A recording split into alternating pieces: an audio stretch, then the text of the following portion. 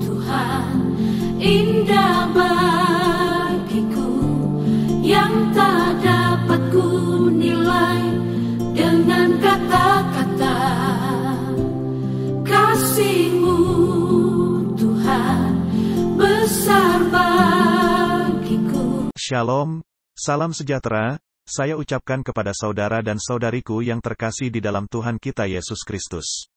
Renungan Harian Roti Sorgawi ingin kembali menyapa dan mengajak kita untuk sejenak memberikan hidup dan waktu bagi firman Tuhan berbicara.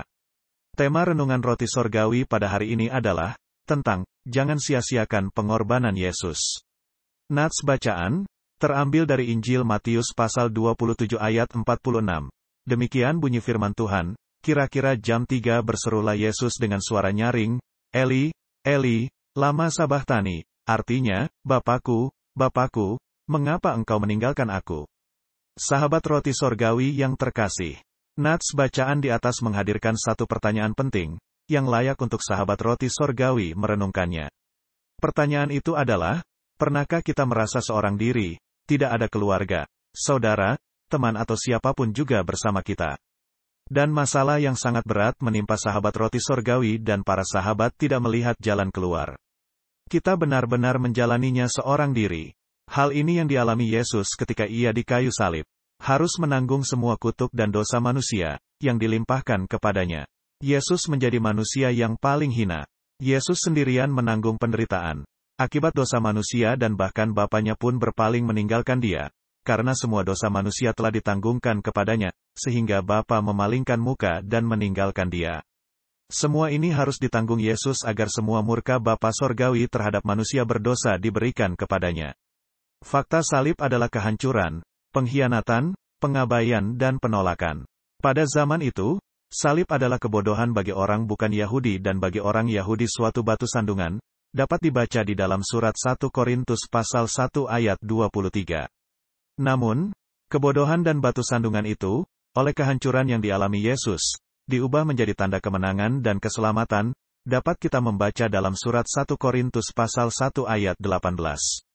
Dalam konteks itulah, maka, seruan, Eli, Eli, lama sabachthani, tidak disembunyikan dan dihapus meski diteriakkan oleh Yesus dalam kehancuran dan penderitaannya di kayu salib.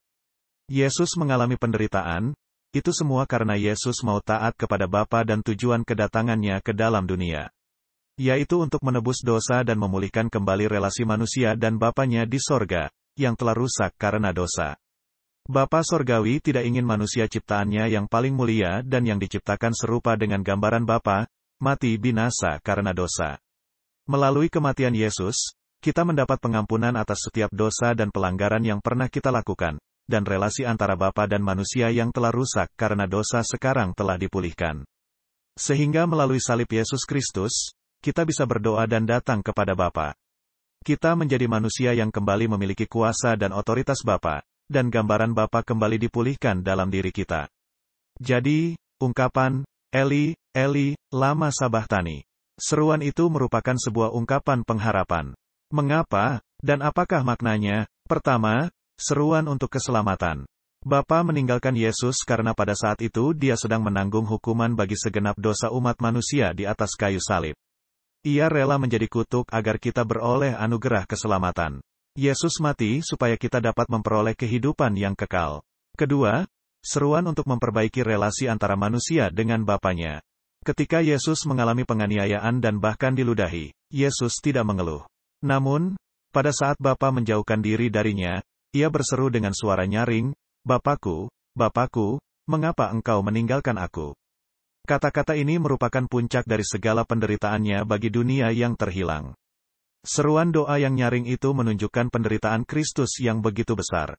Bukan hanya penderitaan fisik dan mental, tetapi juga penderitaan spiritual yang begitu mendalam. Matteo Henry, seorang teolog, mengatakan, kenyataan bahwa Yesus ditinggalkan oleh Bapanya merupakan hal yang paling menyedihkan dan yang paling dikeluhkan olehnya di antara semua penderitaan yang dialaminya. Ketiga, seruan bahwa adanya kehidupan yang baru dalam Yesus Kristus. Kita semua adalah orang berdosa. Upah dosa adalah maut, Roma pasal 6 ayat 23. Akan tetapi Yesus telah menggantikan posisi orang berdosa di hadapan Bapanya. Rasul Paulus menulis di dalam surat 2 Korintus pasal 5 ayat 21, berbunyi, Dia yang tidak mengenal dosa telah dibuatnya menjadi dosa karena kita, supaya dalam Dia kita dibenarkan oleh Bapa. Puji Tuhan, kita kembali diingatkan melalui renungan roti sorgawi pada hari ini, bahwa, sesungguhnya, Dia mengalami penderitaan. Bapa meninggalkan Dia supaya kehidupan kita mengalami sukacita dan damai sejahtera dalam persekutuan yang kekal dengan Bapa. Jeritan Yesus di kayu salib ketika Bapa meninggalkannya menjadi jeritan pengharapan dan pembelajaran terhadap kita. Pada saat kita menghadapi pergumulan berat dan seolah-olah tidak ada jalan keluar, kita harus tetap berharap dan percaya bahwa Bapa Sorgawi tidak meninggalkan kita sendirian. Dia adalah Immanuel. Dia selalu menyertai dan akan selalu setia menolong kita dalam segala tantangan dan pergumulan hidup setiap hari. Amin. Puji Tuhan. Berbahagialah setiap orang yang mendengar, membaca, dan merenungkan, serta melakukan firman Tuhan dengan tekun dan setia. Kita akan berbahagia oleh perbuatan itu. Tuhan Yesus memberkati. Haleluya. Amin.